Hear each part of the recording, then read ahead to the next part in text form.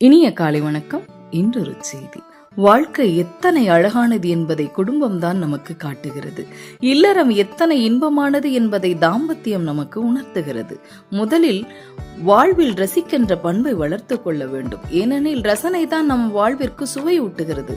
குடும்பத்தின் மகிழ்ச்சி நம் கையில் தான் இருக்கிறது. இந்த உண்மையை சிலர் உணர்வதே இல்லை. அற்ப விஷயங்களுக்கெல்லாம் சண்டை போட்டு வீட்டையே சிலர் போர்க்களமாக்கி விடுகிறார்கள். அப்படியே நாளும் பொழுதும் போராடி கொண்டிருப்பதில் என்ன மகிழ்ச்சி இருந்துவிடப் போகிறது? தேவையற்ற வாக்குவாதங்களும் விட்டு கொடுக்காத பிடிவாதங்களும் வீட்டை நரகமாக்கிவிடும். அன்பான வார்த்தைகளே இல்லத்தை சொர்க்கமாக்கும். கனிவாக பேசும் கணவன் மனைவி இடையே சண்டைகள் வருவதில்லை. அவர்களின் வார்த்தைகள் ஒருபோதும் காயப்படுத்துவதில்லை.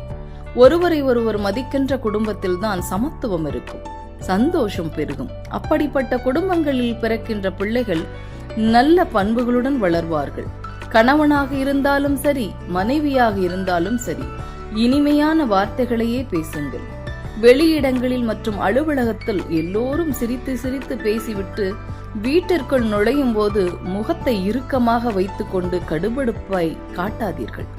இது உங்கள் வாழ்விற்கு நீங்களே செய்கின்ற துரோகம். குடும்பம் என்றால் சின்ன சின்ன பிரச்சனைகள் வரத்தான் செய்யும். அப்போது பதற்றம் அடைய வேண்டாம். இருவரும் அமர்ந்து நிதானமாக பேசுங்கள். பிரச்சனைகள் காணாமல் போய்விடும். அதை விட்டுவிட்டு மூன்றாம் நபரிடம் உங்கள் வீட்டு பிரச்சனைகளை பேசாதீர்கள். உங்களை பற்றி மற்றவர்கள் என்ன நினைப்பார்கள் என்றெல்லாம் நீங்கள் யோசிக்காதீர்கள். அவர்கள் தங்கள் காதுகளை தீட்டிக் கொண்டு ஆவலாயிருப்பார்கள்.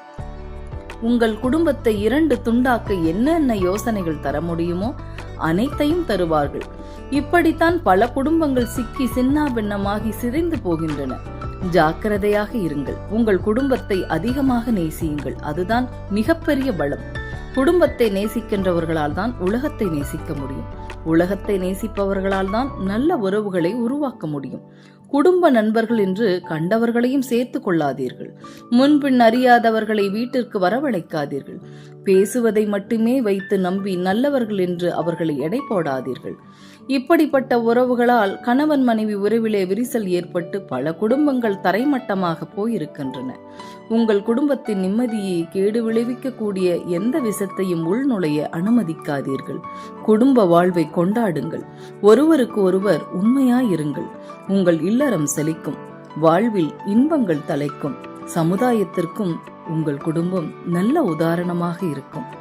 இதிலிருந்து நாம் தெரிந்து கொள்வது என்னவென்றால், ஒரு காலம் வரும், இந்த துயரங்கள் எல்லாம் நமக்குத்தான் நடந்ததா என்று நமக்கே யோசித்து சிரிக்கும்படியான ஒரு காலம். அதுவரை அன்பை மட்டும் பரிமாறுங்கள். வாழ்க்கை அழகாக அமையும் என்று சொல்லி இந்த நாள் உங்களுக்கு மிகச்சிறப்பான நாளாக அமைய என் வாழ்த்துக்கள்.